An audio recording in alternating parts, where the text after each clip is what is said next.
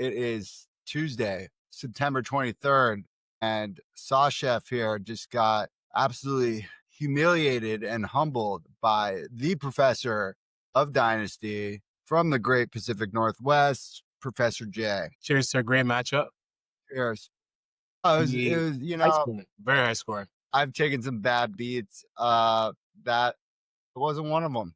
Better team won despite the injuries. I thought I had a chance there. I think 144 would have beat a lot of people in the league.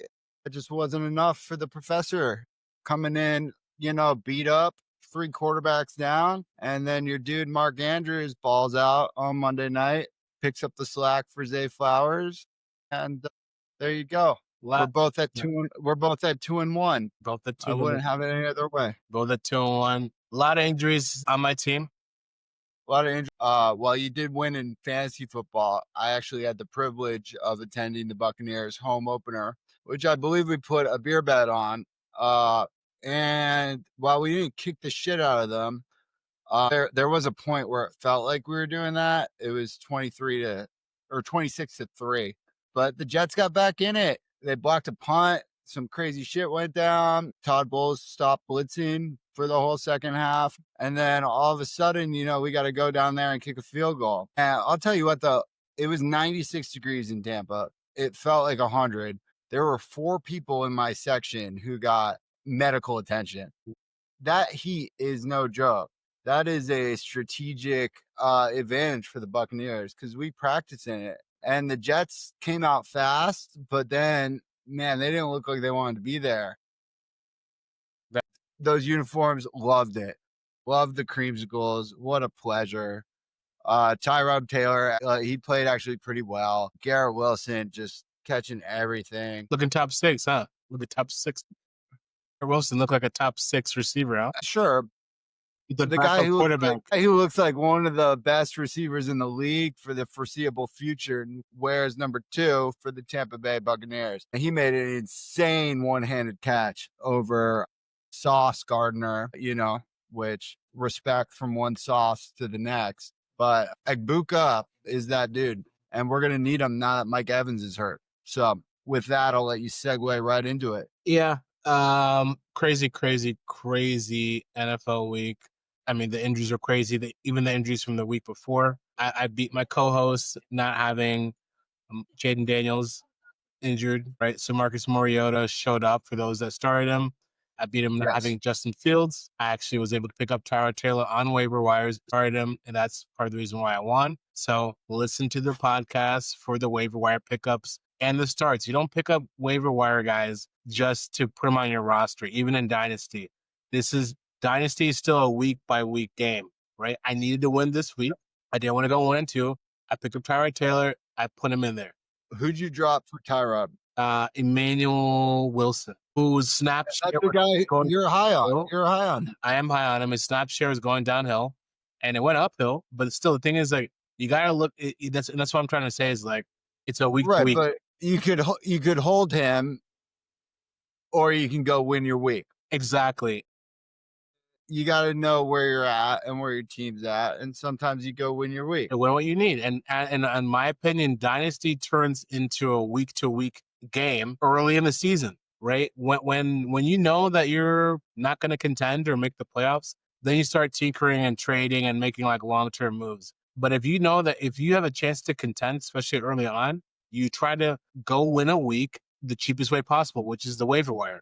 You don't need to go trade like 3 first-round picks and try to go get Josh Allen or panic because you think, your quarterback's going to get benched or whatever. Like, even if your quarterback's not playing well, you can write it out or running back, et cetera. But it's like you got to look at the waiver wire, right? So injuries being kind of the topic here. Obviously, Jaden Daniels, Justin Fields, J.J. McCarthy injured last week, still is a couple weeks out. But let's talk about the injuries that happened this past week. Yeah, for sure. I just want to address a point because I think it's a really good point you just made. And I feel like a lot of people fall into this trap with Dynasty. They're like, I'm either contending or I'm rebuilding. So in the kitchen, there's the term ABC, always be closing.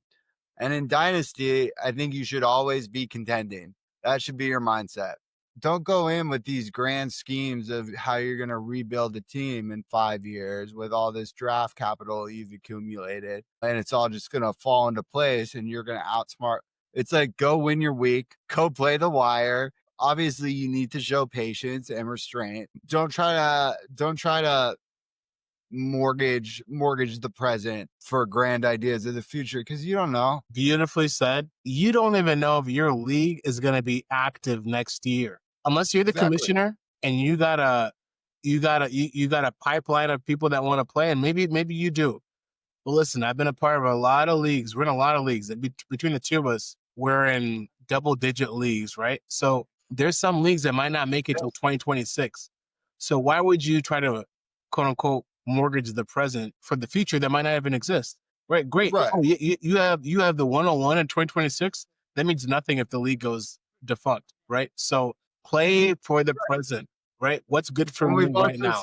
We've seen teams tank, and then they get the 101, and then they use it to trade it. So it's not like you can't go get the 101 if you have studs on your roster. Nakua probably has a case for being wide out one in the game, went undrafted. You got to keep churning that roster like you're panning for gold. And speaking of panning for gold, that's what the 49ers do. And what are the 49ers known for? Injuries. So I'm going to use that let's segue right into it. We got some star power hurt. We're heading into week 4 already. Already some major injuries mounting. We'll start off with CeeDee Lamb down in Dallas. Jerry Jones is never going to give you a straight answer about anything, but looking like 2 to 4 weeks for CD. Anybody interest you? So we're talking injuries, but we're also talking waiver implications behind it. We're talking waivers. So interest. Ferguson is not going to be on your waivers. If he's on your waivers, pick him up. Maybe in redraft he is, but if he is, your league, there's no way, right? But if he is, pick him up. But we're talking Turpin. I like Turpin because Pickens didn't prove in Pittsburgh that he's a true number one. So I'm going Turpin because I'm not going to say that they're going to double Pickens, but he's going to draw the coverage in the best corner. Turpin's going to be open. Ferguson seems like he's allergic to the end zone. So Turpin's going to have some random TDs, and honestly, I think he's going to be a flexible player. I would look at Turpin, especially if your league counts kickoff return yards. Yeah, because he's explosive with the ball, and he has been his whole career. What about Tolbert? You like him at all? Jalen Tolbert for me is not better than most people on the field. I think he's a jag. I wouldn't burn a waiver. Why? I think your instinct on this is right that the passing work's now going to go through Jake Ferguson. It's going to go through Turpin a little more. They're going to run the ball. Tolbert will get some balls. Pickens is going to do it. But Pickens to me is just kind of a head case. Ball bounces off his hand right into the defender. They lose the game. He crashes out on the bench. But they knew what they were getting when they signed him from the Steelers. So now he's your wide receiver one. The guy I'd get from this is Joe Milton if he's available in your league, because even he got praise from Tom Brady. Tom Brady's like, this guy looks like he was born to throw football. And that's pretty high praise. And Dak was a late round pick who went and took the job from 30-something-year-old Tony Romo, who wasn't exactly highly drafted himself. So the Cowboys will go with the guy, and they just want to put butts in seats. And if Milton's more exciting, they'll make a move, especially if the season's not going their way. Yeah, no, I can get behind that. I think Turpin probably isn't. I know you've been beyond that. I agree. Yeah, I love Milton, even though he threw the pick last game. But Turpin might not be available outside of redraft. Tolbert, I would still pick up. I think Turpin might be in Dynasty. It might be, but I'll still pick up Tolbert because Tolbert's the wide receiver 3, Turpin's the wide receiver 2, Pickens is wide receiver 1. But like I said, he's going to get the coverage of the best corner, and he hasn't proven he's a number 1 receiver. So that's going to look elsewhere. And we'll see. It's not like with CD on the field, It wasn't like Pickens was taking advantage of that. Correct. So now that he's going to be the Pretty one they're much. focusing on, he's got even less of a chance. If anything, you pick up Tolbert if you need a spot start. All right, let's go on. Let's keep going through injuries. We'll stay on task here. James Conner, season ending, needs surgery. James Conner, he's a OG. It's great back in Pittsburgh, revived his career. Seems like he's been playing forever. He just can't finish 16-game season because he runs so fucking violent. He runs angry, and he hurts himself and others, which made him a great fucking football player. But cheers. Cheers, Connor. If that was his last dance around the sun, I mean, Yeah. the sun, but football sun. I mean, Cheers. my man went. What? Cheers, James Conner. Cheers. Cheers, James Conner. My man went. Wish you a speedy recovery. Yep. Wish you a speedy recovery, sir. Was he a 6th-round draft pick out of Pitt? Beat cancer and went on to get the starting job. Yeah, he might have even been undrafted. I'm not sure, but he wasn't a 1st-round pick. He worked. He beat cancer, worked his way up, went to Arizona, and and this was an Arizona team that just drafted Josh Rosen, and he gave them stability. So yeah, nothing but respect for James Conner. But yeah, if you're in a dynasty league, Trey Benson's probably rostered. If you're in a redraft league, you fire all your fab money, or if you got the number 1 waiver slot priority. I don't even play in leagues that do that. I think that shit's stupid. But if you have the number 1 slot, if you got fab money and he's available in redraft, this is your guy, because they drafted him 2 years ago to eventually take over for Connor. Eventually is now. And then, but Imari DiMercado is the back for Trey Benson. And if you're weak at running back, right? I'm talking weak, I'd pick him up, because I'm not that high on Trey Benson, meaning that I don't think he just takes the lion's share of work that James Conner had, which was a very, very good player. And yeah, there's something missing with Trey for me. A little juice, something's missing. I can't put my finger on it, but I could be wrong. But there's something's missing with Trey. I don't think he's gonna be that guy. For me, and I haven't watched a lot of tape on him, because he just strikes me as a guy who's good at a lot of things, but not great. I see this coaching staff making him earn it a little more. And I think they're going to bring Imari DiMercado in a little more than they were. Imari D is going to be taking on the 3rd down, passing, pass pro, screen, that kind of work. So I think there's a role for him. He was the number 2 when James Conner got hurt 2 years ago, before they drafted Benson. He knows the system. He knows the system. He's only 26. He's 5'9", 215, which means he's short and rocked up and stout. I think he can be good in PPR if you need a little depth on your bench for running back. I agree with you on Benson. For somebody who prides himself in their evaluations of running backs, nothing for me has jumped off. Like, he was good because of his stats, but there's nothing I see as being exceptional for Trey Benson. I think James Conner is the superior talent, even at his age. Let's talk about someone who you were extremely high on, who went to my team, my New York Giants. Cam Scadaboo.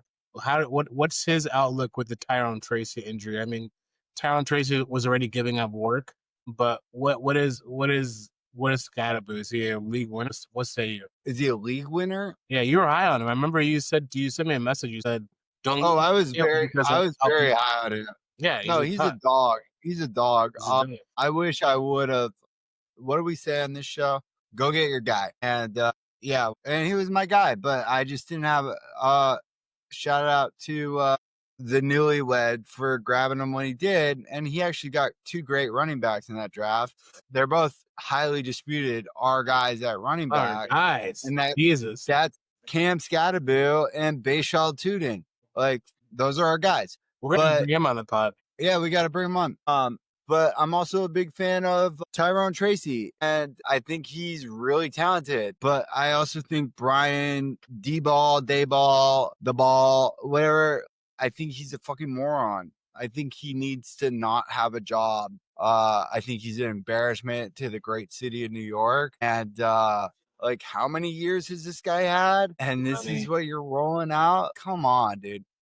I would be higher on Scadaboo if anybody else was. He's got to be the worst coach in football. He's a fraud. And then I started reading into, there's an old article that started to resurface, and it was from Colt McCoy. You remember Colt McCoy? I remember Played for Texas. Oh yeah, he got drafted by the Browns. Oh, yeah. So Dayball was the OC of the Browns. Dayball like would berate Colt McCoy, really, like in the headset.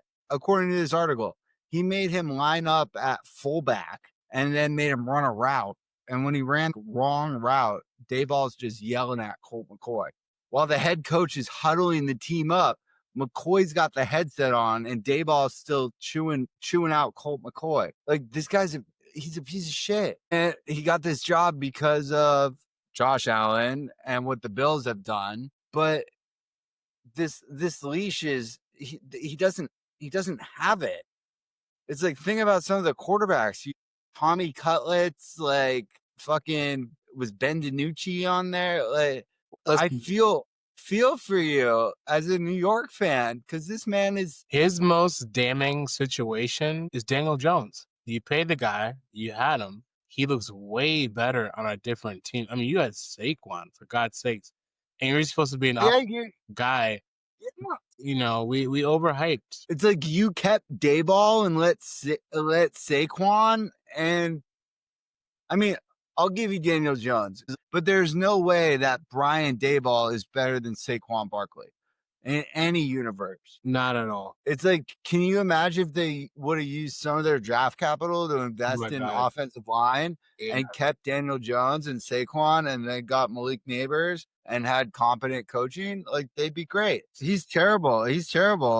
And I feel bad for y'all. I watched the Jets. The Jets are ahead of the Giants in terms of organizational strength for me. Well, they are. Not even close up. Brandon Marshall actually brought this up. He played for both organizations, and people, because of the Super Bowls that the Giants have, thought that the Jets were the more of a dumpster fire, and he was like, no. And the marquee difference is that, in his opinion, is the Giants as an organization didn't really use data, or they weren't like moving forward with like current times, right? If we'll use AI as an example, like the Giants don't use AI. Like, no, the guy is a football guy. He comes from a good family. That's what we're going to base it on, type stuff, right?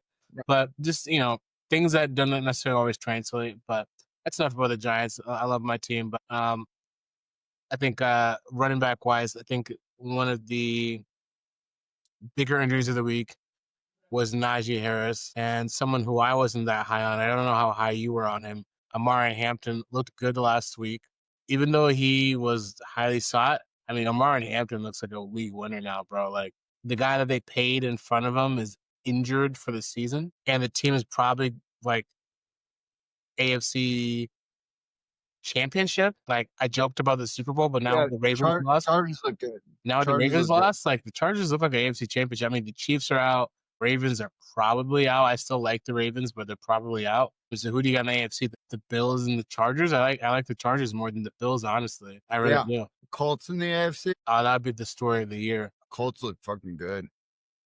They do.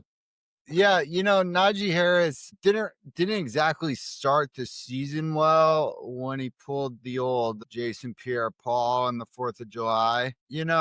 Protect your eyes, kids.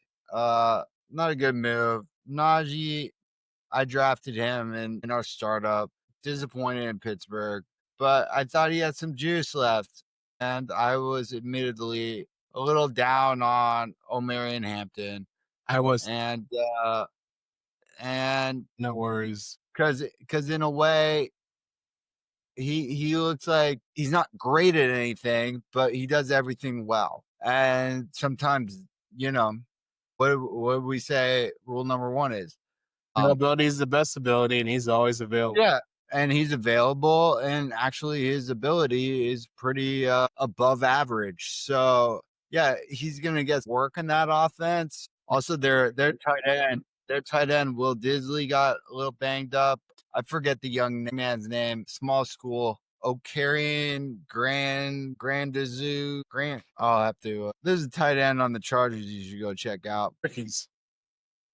Yeah, from Syracuse. Yeah, he looks like a receiver, but I know what you're talking about. Yeah, no, I think he had a really good game. I think he's going to be a little more involved. But Quentin Johnson is an example of patience in dynasty, because goddamn, that man's coming for that man's coming for Lad's job. He's got all the tools. He's got the skill set. If Keenan Allen's teaching him how to catch the fucking ball, like watch out for that man. Yeah, I mean Keenan is kind of taking a piece out of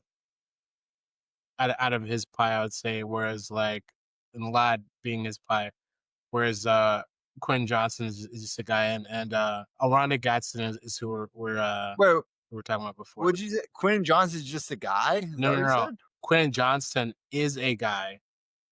Oh, yeah, but he's complementary to what Keenan Allen is. Keenan Allen's taking the pie, is why I said not the guy. Allen's taking the pie out of Lad McConkey because they're very similar. I mean, Keenan Allen low-key kind of looks like wide receiver 1, but I would say QJ is wide receiver 1. So maybe QJ is wide receiver 1. Lad's 3. Yeah, QJ is wide receiver 1, but I would say that Keenan Allen is like the go-to receiver. That's what it is. Because you get more for sure. But QJ, I agree. Because when they're in the end zone, in the red zone, he's looking for QJ. He ain't looking for nobody else. Looking for QJ. Right. And also those, the plays where somebody's going to beat a DB, like Keenan Allen will get separation, but he's not going to get 10 yards of separation. Yeah. And I think this is where QJ can blow up past people. I think and like put his hand up. Oh, for sure. And I think Harbaugh messed up here. I remember, I don't know why I was watching it. Maybe I was looking for a Rondé. Harbaugh during the off season said, "Hey, there's 7 elite players on the Chargers," and he listed them out. He goes, "Everyone else, you're gonna basically have to earn your roster spot." He put Lad McConkey in that elite player. I think that was a mistake. He's still rookie. I don't care how good his work ethic is or whatever. You can't tell a 22, 23-year-old, hey, you're an elite player and you don't have to like earn your spot. Cause I don't want to say he's progressed because I haven't like watched that many Chargers games, but like I would say like Herbie's not looking for him. That's what I'll say. Well, they took him in the first round, right? Second round. They took QJ in the first round. Yeah, different draft though. Different draft, yep. But yeah, I think a lot of people were ready to anoint Lad after the season he had last year without really understanding the team, what Keenan Allen now brings to the equation and what that equation now opens up for QJ. Yeah, it opens up a lot. I mean, QJ got better. Especially if he can catch the ball, which he's showing he can. He got better. So let's be honest. QJ got a lot. QJ got if defenses are keyed in, if they're keyed in on Lad and they're keyed in on Keenan Allen, then they're getting burned by QJ. But now teams are having to make adjustments. But in terms of physical tools and blowing by a safety, he's got the most juice on that receiving core for sure. Talking about a good receiving core, let's talk about your team.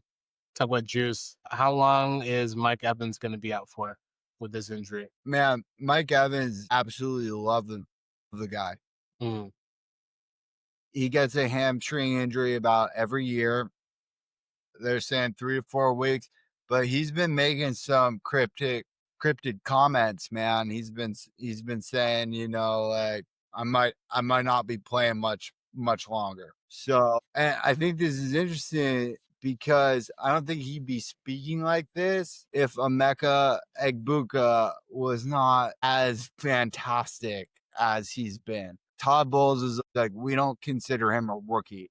This man's played 3 football games. And you're talking about Todd Bowles, like old school ball coach. Like that is like Mike Evans is ready to hand this dude the torch because he's sick of tweaking his hamstring. Like that dude's arrived. He's arrived.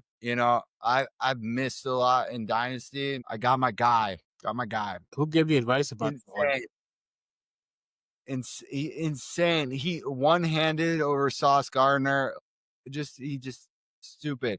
But yeah, so Evans is going to be out for probably 3 weeks, I would say. I'd have to look at the schedule. Chris Godwin should be coming back next week. So that's kind of a lateral move. Sterling Shepard, if you haven't been paying attention to Sterling Shepard, yeah, he's a little bit older. He's just a name, but him and Baker played at Oklahoma together. They have chemistry, and he's averaging 13 yards a catch right now. So when the Bucks need a first down and Baker's scrambling and it just goes into fuck it mode, Shepard and Baker are on the same page, and he gets them the ball downfield. So if he's available, go after him. Another guy, 7th round pick, Tez Johnson, out of the University of Oregon. Yeah, I think he'll get a little more snaps on offense for the Bucks. As I see, I need my guy Cade Otton. Nothing. I have 1 catch from both my tight ends this week, which is the big reason I lost. But when Evans was out last year was when Cade Otton stepped up for the Buccaneers, and he'll probably get some more work, similar to what we were saying to Jake Ferguson earlier. Okay. I think the last major injury from this past week was Scary Terry. Yeah. Still doing the testing. What is it? Triceps or quadriceps? They're still MRI. We're not sure. We'll see. You know how the Commanders are. They're very cryptic with their injury report. Mariota could be back, or Daniels could be playing next week. Yeah, I mean, Luke McCaffrey stepped right in. Noah Brown's out. Mariota cooked in that offense. If you need to go win a week and you need a quarterback and you see Jalen Daniels is going to be out 1 more week and Mariota is available, you go get him. I mean, Mariota is discount Jalen Daniels. He can't throw as good, but he can run probably 75%. Yeah. Probably like 50% the passer, 80% the runner, I'd say, for Mariota. So it's like he's perfect for that offense. I remember that draft well because the Bucks had the first pick and we took Jameis Winston, who's now, by the way, we'll talk about this, but Dart is officially the starter in New York. Which means Jameis might be the back. So famous Jameis is one step closer to launching 6 tutties to neighbors. And eat the W. 1, 2, 3, 4. Yeah, so neither one of those guys really had the career they imagined, but I can see Mariota being the more serious backup for the more serious franchise. McCaffrey, yeah, I don't think Noah Brown's going to be out for long. I'm not sure how bad McLaurin's injury is. They seem to have as long as they have a quarterback who can deliver it, it doesn't matter really who they have. They're going to scheme the ball to them. Jeremy McNichols had a really nice, like a 60-yard touchdown run. He's actually the Bucks drafted in the 6th round out of Boise State way back in the day. Okay. Traded him, or he went to the 40. We cut him in preseason because he asked to. Went to the 49ers. Then he backed up Derrick Henry for the Titans for a little bit, but he's been with the Commanders for a minute. He's getting red zone and 3rd down usage, and he also just ripped off a chunk. Bill is the guy. Actually look at the snap count because this is full RB by committee with Chris Rodriguez, Bill, and McNichols. So if any of those dudes are available and you want a share of this you want to play backfield roulette, give it a go. Okay.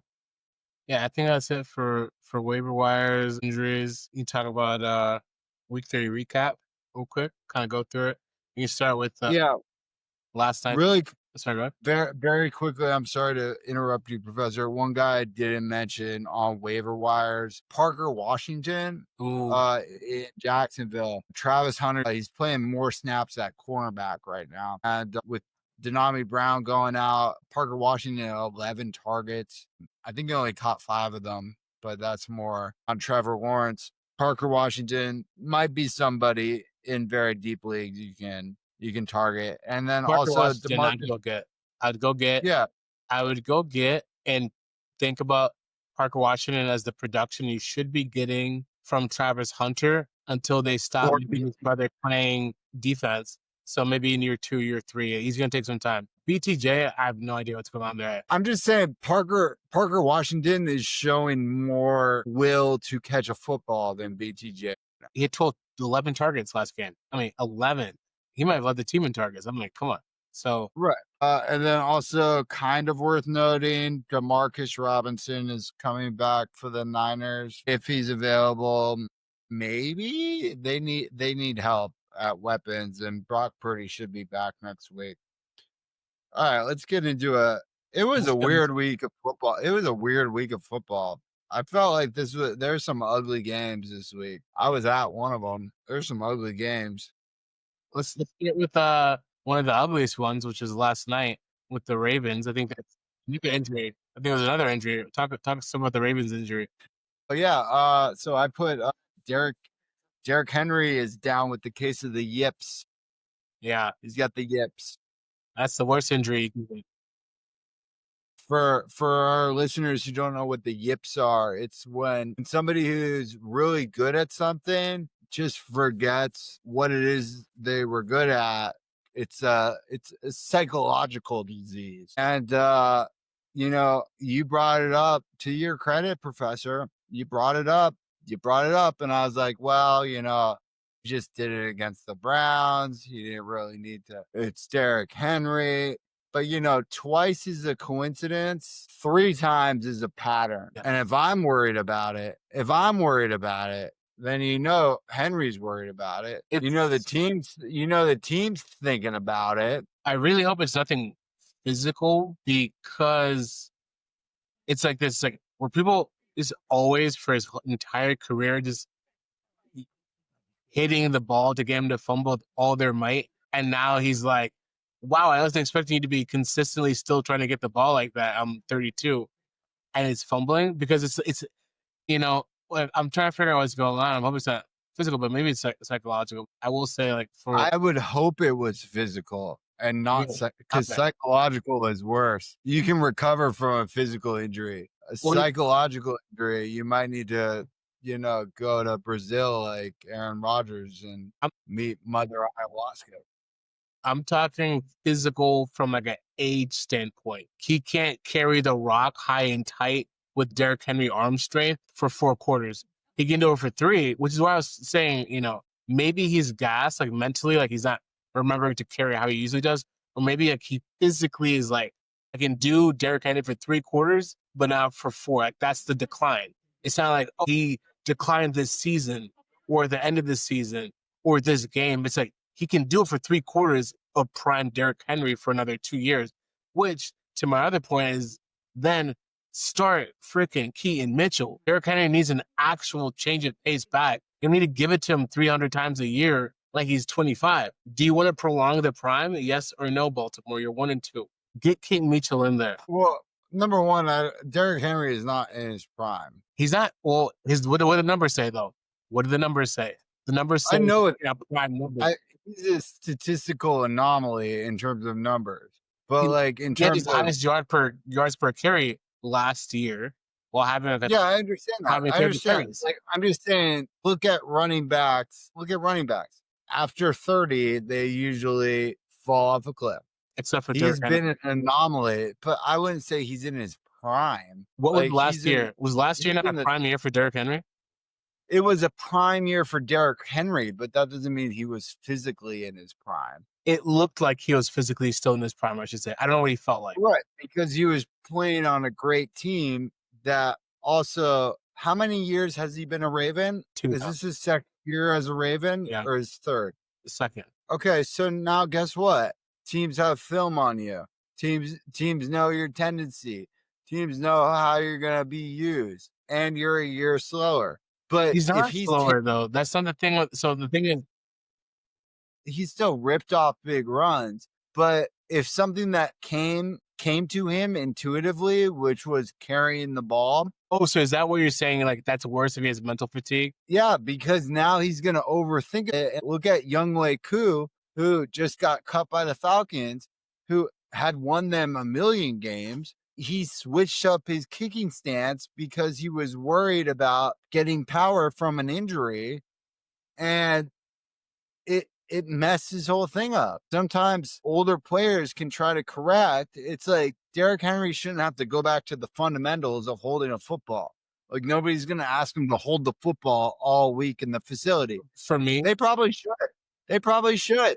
Make a joke out of it. Like try to lighten the load. but to me, lightening the load mentally is the same as lighting it for Derrick Henry physically, which means You're right. give the ball to someone else. It's the same way as like a quarterback's like, hey, I want a good run game, not only because it opens up the pass and is another threat, but also because I've made less decisions for the duration of the game. So now when I am passing, I'm a little bit more sharp. I'm not like zapped because I've been like making a pass 55 times. So it's the same thing with Derrick Henry. Right. In my opinion, it's like it's the same reason why like and I play the running back position, right? So they always told you like there's certain things you like come into your mind when you're running. Oh, I broke one off, right? So every time I broke one off, I'm like, oh, I gotta switch to my left hand.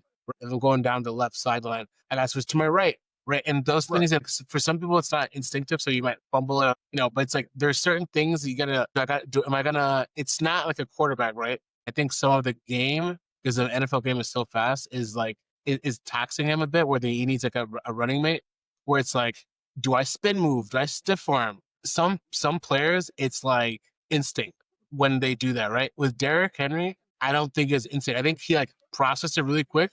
And I was like, oh, I can stiff arm this guy on the ground. I can lower my shoulder. It wasn't like intuitive, like spin juke down.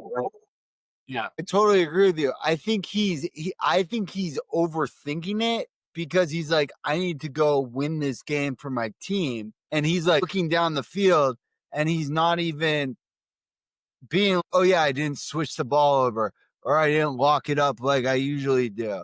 Cause he's like thinking steps ahead and then somebody from the fucking Lions comes in and credit to the Lions because they were like he's trying to they were peanut Tillman, like they were throwing punches on the ball. It's like the receiver who's thinking about making a move before they catch the ball. Right.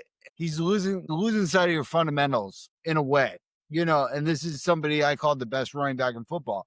He takes that for granted, but in a way, mentally, you can't sleep on that. You can be looking downfield, but you got to make sure the ball's secure. Yeah. So let's talk about the Lions real quick. So the game was 38-30. Lions are great. Because I wrote the Lions off a little, and then they dropped 50 on Chicago. Then they came out there and fucking 7 sacks. David Montgomery just racking 12 yards of carry. Jahmyr Gibbs, not his day, but I'm not going to write Jahmyr Gibbs off. Not really his day. Laporta, not his day. Amon-Ra, St. Brown. Look great. Like he said, like Amon-Ra said, he runs this shit. Yeah. There's not a better player in the league right now. I like if I'm doing redraft again, I'm taking Amon-Ra St. Brown 1-1. Yeah, honestly. So like we got our dogs and then we got our wolves, bro. Like Amon-Ra, he's a wolf. Yeah, I would say he's like he's a bear. Man, I got to think about it. I was gonna be like a velociraptor or some sort of winged creature, a Valkyrie. He's just ridiculous. Yeah. The routes are nasty. He's elite. Everybody knows he's elite. He's getting the ball. He just smokes people. He's elite.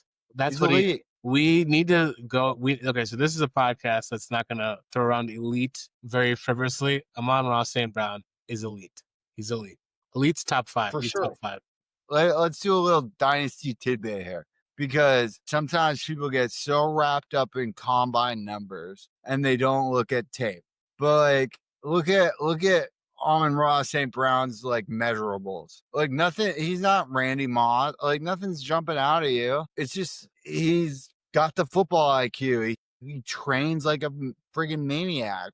This isn't Madden. These are human beings with an understanding of nuance and lots of other things at play. It's the reason why Anthony Richardson is not sniffing the field unless he wants to go back up Tyler Warren. So, don't watch the film. And also look at their name. if the man is named after the friggin' sun god, that might be. There you go. I don't know who St. Brown is, but it's sun god.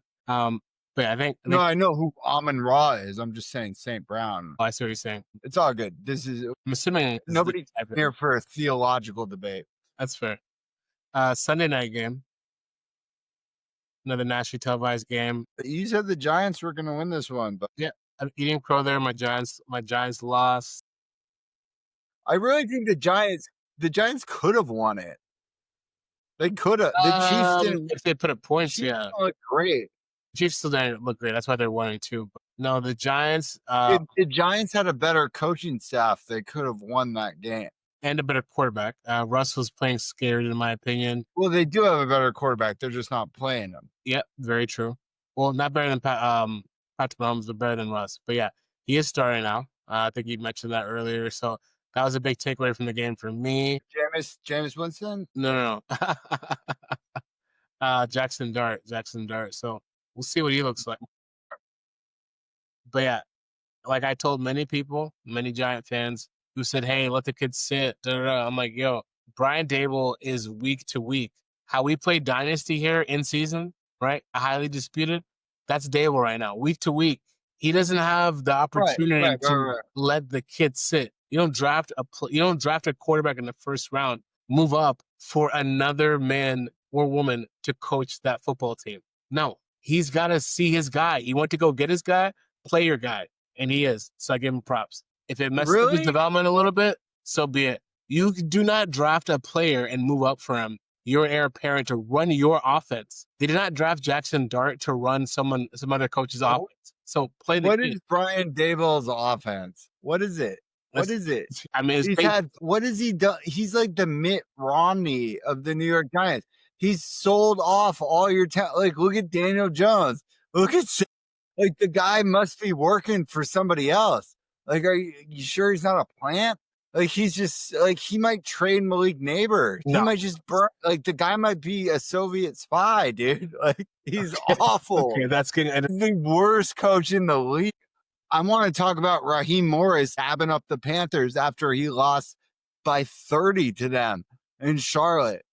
But Daboll, at least Raheem's like, hey, good game, man. Like Daboll's, what does he do? He's had 5 years. Russell Wilson threw it into the tunnel on 4th and goal. He threw it away on 4th and goal, dude. Like, what is happening? I was playing against you. And I'm like, Malik Neighbors doesn't have a catch? Yeah, no, I agree. It's embarrassing. The important takeaway from that game was Cam Scadaboo. We're ready to talk about Scadaboo a little bit, but he's a dog. He's and like, I love the emotion he's showing, but that's coming from him as a person. It's not coming from the coaching staff. He needs to be gone. Their general, like, I don't know. That organization needs a refire. Waiver wire show. So Cam Scadaboo, like, you're unleashing the whole fat if you have it. If he's already rostered and you need a receiver, again, this is thinking about Dynasty and redraft, but Dynasty, right? Don't think, Tyquan Thornton is a jag. He's a jag maybe for the duration of a season, but for a 2-3 week stretch, he can win you some games in your flex if you're light on receiver or your wide receiver 3, right? So go make that move, right? Whether that's a trade for the Chiefs. Yes, Tyquan Thornton for the Chiefs. Whether that's a trade or on waiver wire. I got a low trade. You think he's here? Even after Rice comes back? Yeah. So Rice. So basically, that's why I said 2 to 3 games. So next week for sure. This is week 4. Oh, sorry. So Rice is out for 6 games. So this is week 4. So 4, 5, 6. You have 3 more games. 3 more games to take on Thornton. So that's worth a 4th to you to win 3 games. Sure, but like he's. You think Worthy's going to be out for 3 more games too? I do. And even if he's not. Because Travis jacked up his shoulder. And it looks bad. But yeah, no, it's like Tyquan Thornton, clearly. It's his show. Did you see Travis? Did you see Travis and Andy Reid get into it on Sunday? Oh, yeah. Let's talk about that. What happened there? Well, so I read Andy Reid's lips. I couldn't see Kelsey's lips because obviously his back was towards the camera. But Andy Reid was like, why don't you go fucking block somebody? Which wow. Which, yeah, sums it up. Yeah, Tyquan Thornton You saw that play. They threw it to him. They ruled it not a catch. He caught it at the 1 yard line. It was like 40, and then they just did the same thing again, and he caught it. Yeah, I saw that. Yeah, the Patriots moved on from him. The Patriots have not had a keen eye for developing talent. Yeah, he's worth the. My problem with those guys in fantasy is I'm not comfortable with them as a dart throw. I just don't know where the consistency. I don't see a lot of consistency in Kansas City's offense at all. At all. One guy I roster who I'm actually happy about is Kareem Hunt because the team seems to be. They seem to be happy with Kareem Hunt. Let's break down some week 3 games. Let's shred them. Yeah, so I was gonna say for the non primetime ones, so for the rest of them, let's do like top 2 things that come to mind. So one for each team, and we'll be able to go through them quicker. So like Cardinals, 49ers, one thing from each team. Like, what's your takeaway? Marvin Harrison needs to catch the ball. Christian McCaffrey is RB1. Okay. My takeaway 49ers is Brock Purdy needs to come back quick. Mike Jones looked like he was hobbled. And then for the Cardinals, I'm going to put it on the offensive coordinator. You need to get Marvin involved. Marvin's like the nicest superstar wide receiver and is biting him in the butt. Roma Dunze is nice too, but it's worked out for him because he got drafted with this guy, but he needs to demand the ball more. Like, he needs to be Malik. Like, when Malik doesn't get the ball, he's like getting into it with Dable. Like, I want Marv to get into it with Kyler. I want Marv to get into it with the coach. Like Travis Kelce. Go demand the ball. Don't sit there and moping after the game, but I'm not playing at my highest level because he had a couple of drops. Like, yeah, I had drops. I'll own that, but I need more targets during the game. Right, but like those drops were wild. Like those were because he was uninvolved for like. Those were egregious drops. They were. Those were really bad drops. They were. Not bad as BTJ, but it's the same thing as BTJ. Runs up. Fred Warner is 10 yards behind him. That would have been a touchdown. Yeah, and he just dropped it, bro. Like, you're Marvin Harrison Jr. Like, you got to make that catch. You're right. What am I doing? I can't defend. You got to make that catch. Okay. Cowboys, Bears. Yeah, that's what I started. He won me the week. Him and Mark Andrews won me the week. Shout out to Mark Andrews, but Caleb was there. I had one starting QB until I picked up Tyrod Taylor, who also helped me win the week. But I mean, Caleb, yeah. People could say it was a shitty defense, sure. But Caleb is QB3 in fantasy football right now. If you're high on Caleb, go try to trade for him right now in Dynasty, because if he continues on this trajectory that he has the first 3 games, he's going to be unattainable pretty quickly, like higher than Jaden. There's such recency bias. You got to just remember who he is, and remember who Ben Johnson is, and remember that this shit takes time. It takes time, and he has this the only comparable player I'll say is Joe Burrow, where like he can be a top 1 QB any given week. Herbert has this too, but they're not rushing QBs, meaning that they can score so many TDs passing and whatever other things they can do, like where they rush a little bit, but they're not necessarily rushing for a bunch of touchdowns. They'll win you weeks. Right, there's not that many like passing QBs that can just are QB1 consistent. Like, it's usually like a Josh Allen, Lamar, right? The dual threats. Can I put a name in there? Can I put a name in there that Baker? I think it that's not? Yeah, Baker should be top 5. Baker's top 10. I can't get him top 5. He's top 5. Yeah, right now. Okay, we'll talk about Baker when we get to the Bucks. So let's wrap up the Bears Cowboys. What do you think about the Cowboys? I'll say Jake Ferguson looks great. He's getting the volume. What do you think about the Bears? Yeah, I mean, I didn't watch my usual film this week because I was at the game, and that really took a lot out of me, both monetarily. That's all it is. Both monetarily, because I bought a jersey and I bought some $20 beers. And then, sweat wise. So I didn't get my film session in that I usually do when I got Red Zone on and I'm in the house and I'm dialed in, getting ready for the show. Yeah. So that's my take. Okay. We can skip that one. So let's talk about the Bucks then. Because you said that Baker Mayfield is a top 5 QB. Did he look like a top 5 QB in person? Yeah. Oh, yeah. Really? Yeah. I think a lot of people don't understand about the Buccaneers right now is the majority of our offensive line is hurt. We're down 3 starters, and then we're on 2 second-tier starters at 2 of those positions. So ordinarily third, like practice squad guys. So there was a couple of drives where we had 5 holding penalties on one drive, which, when you're watching red zone, doesn't really, you miss that. But when you're at the game and the ref is throwing a fucking flag every play, that sticks out to you. So I think that's a big reason why the Bucks passing offense hasn't been putting up the numbers that I think people expect in fantasy. Baker didn't have a great week statistically. We won the game. He didn't have 4 touchdowns, a lot of field goals. I think the touchdowns are coming. We really need Tristan Wirfs back, and we need Luke Gadecki back. We need some pieces back on offensive line. In terms of winning football games and willing an organization to win, like Baker, top 5 for me. Okay, well said. Not for fantasy football, for real football. Well said. That's my dude. So let's wrap up with some teams we haven't talked about yet. We haven't talked about the Hawk Saints. That was a blowout, 44-13. I mean, I didn't watch half the game because it was a blowout. Jason looked great. Yeah, we've already called JSN. I got nothing on the Saints. Yeah, I mean the Saints didn't look very good. Torrey Horton looked really good. Yeah, Torrey Horton. He looks like a guy. Broncos, Chargers. He's been your dude. That's another guy you've gotten absolutely right. Torrey Horton has been my guy. I mean, even in redraft, I think about picking him up. So that's another way. I would say if you have draft capital in Dynasty and you need a wide receiver, like there's guys like go overpay for him because he's going to be worth more in 2 weeks than he is right now. Yeah. And he's going to be unattainable in 2 years. He's going to be unobtainable by the end of the season, I think.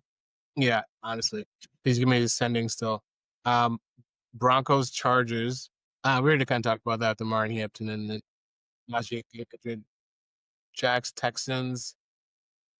Little regression from Bo Nix, I think, this year. I think Bo Nix isn't really living up to where people thought. But I also think that's part of Sean Payton. Sean Payton, don't get me going on Sean Payton. I hate the guy. RJ Harvey time, I think there. Okay, so yeah, I agree. It's kind of regressed. Texans, Jaguars. Did you catch that again? CJ Stroud should have never pulled on Caleb Williams' fucking jersey. Yeah, he hasn't been the same since. Has not been the same since. Maybe he can play Caleb and Caleb can pull on his jersey and he'll get better again. Yeah, because he hasn't looked. Houston looks like ass. And the Jaguars didn't even play that well and they still won. Facts. So that's not good. Falcons, Panthers. That was a crazy upset. Panthers won 30. Yeah, we got to talk about this one just for a minute because let's pump the brakes on Michael Penix in Dynasty. Yeah, please pump the brakes on Penix. Dude was old. Dude was hurt coming out of Washington. He's a lefty. That offense runs through Bijan Robinson and Algiers. Guy can't. They might be going back to Kirk Cousins soon. Let me just say that. They went to him in the game at some point. So, I mean, it was late. Shout out to the Panthers. Bryce Run. I still think Bryce he's showing more than CJ this year. He is. I mean, past 2 years. He does. I don't think the Panthers are going to make that much noise, but I just think. And that's the other thing I was saying about Raheem Morris. I like the guy as a dude. I don't think he's head coach material. He was out of his depths when he was the head coach for the Bucks. Just doing some weird shit in Atlanta, doesn't it? Yeah. Even starting Penix when he did, he should have started Kirk Cousins. I digress. Raiders, Commanders. We already kind of talked about this game is the Marcus Mariota show. I expected more of him to beat Carroll. I think we can mention this really quickly because we were both low on Ashton Genty and coming into the season. And in redraft, I drafted Genty for shits and giggles in the first round because I had the 12-man league. I had the last pick in the first round. I took Genty. I haven't won a game in that league. Dude's he's getting blown the fuck up.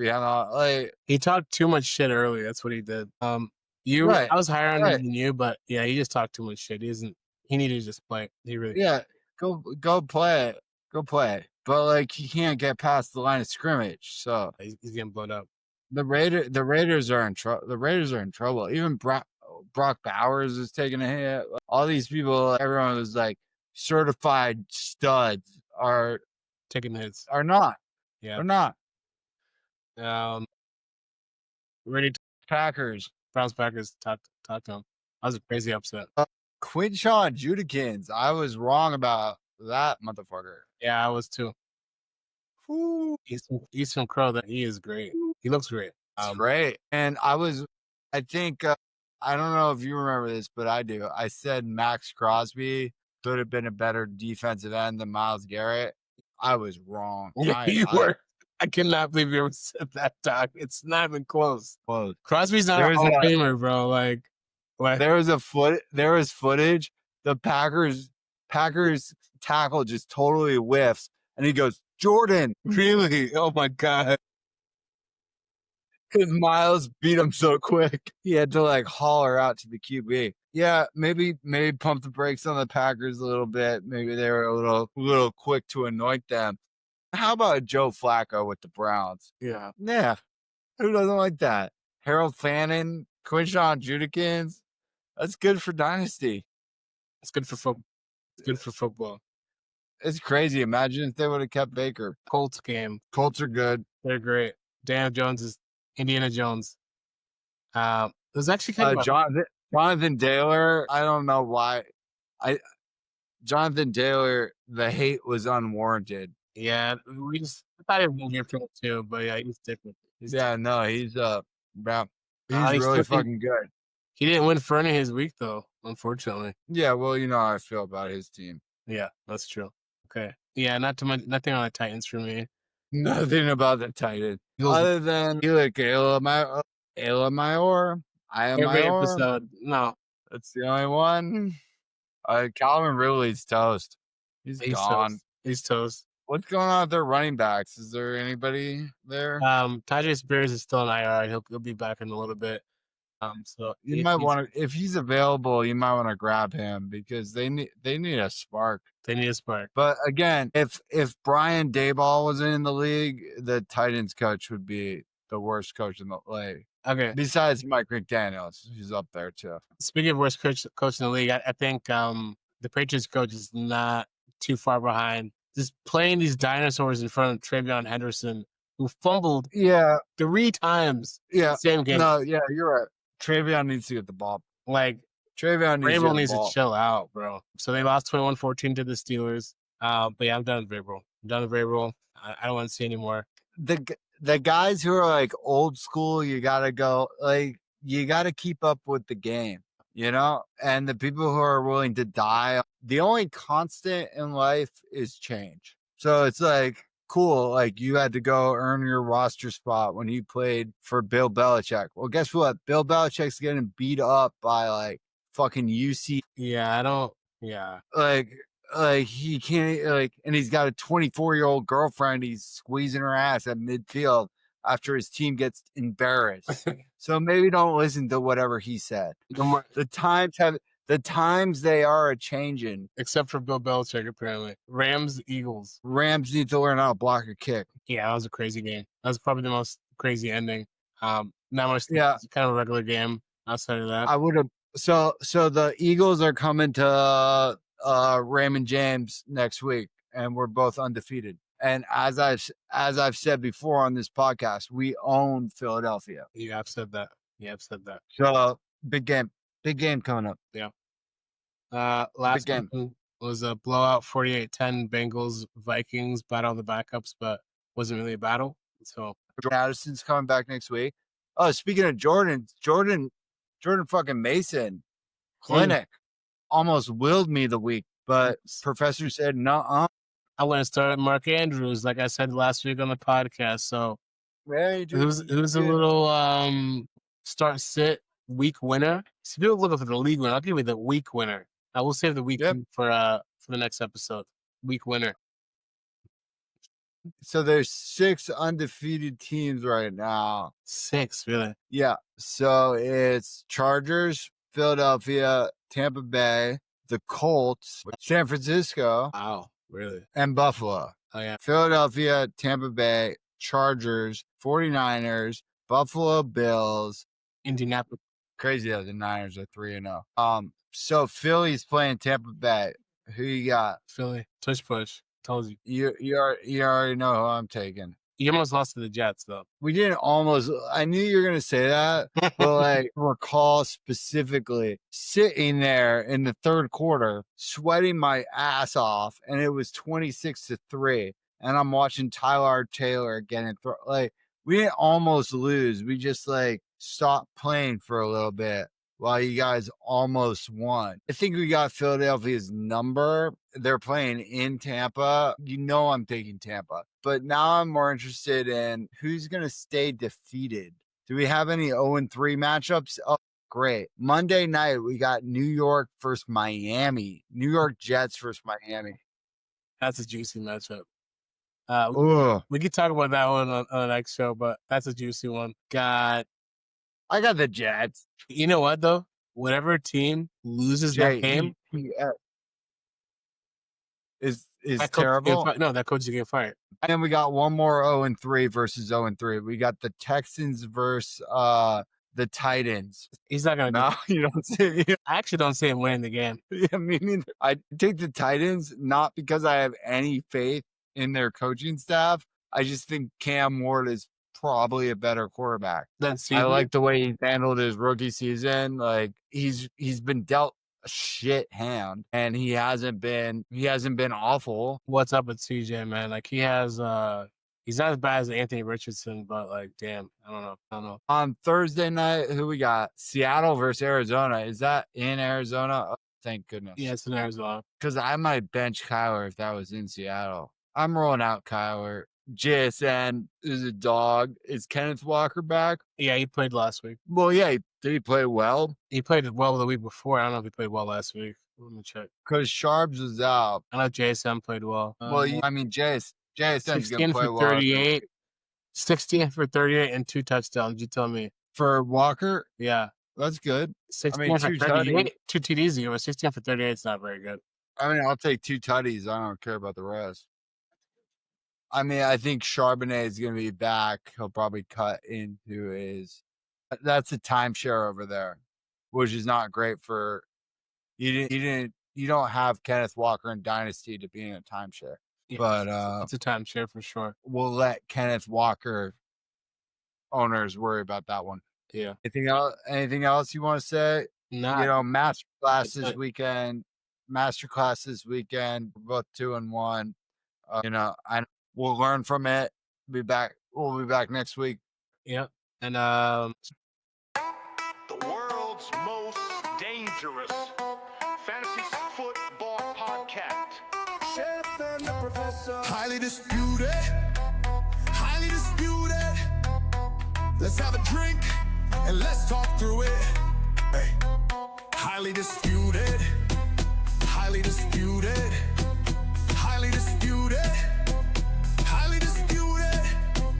Fantasy, we going over player props and ADP. Waiver wire, all the things you need. We got the fire, highly disputed. We in the studio, just pour a drink. We getting loose and now we in sync. It's not unusual to disagree. Highly disputed. Highly disputed. Let's have a drink and let's talk through it. Hey, highly disputed.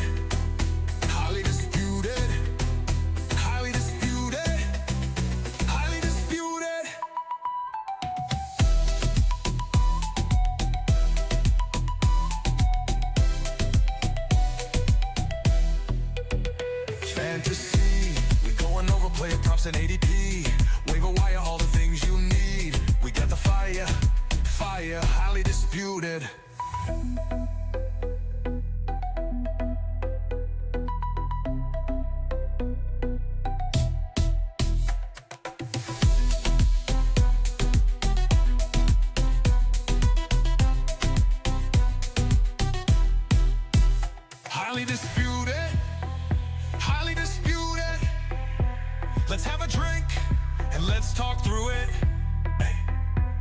highly disputed. Highly disputed.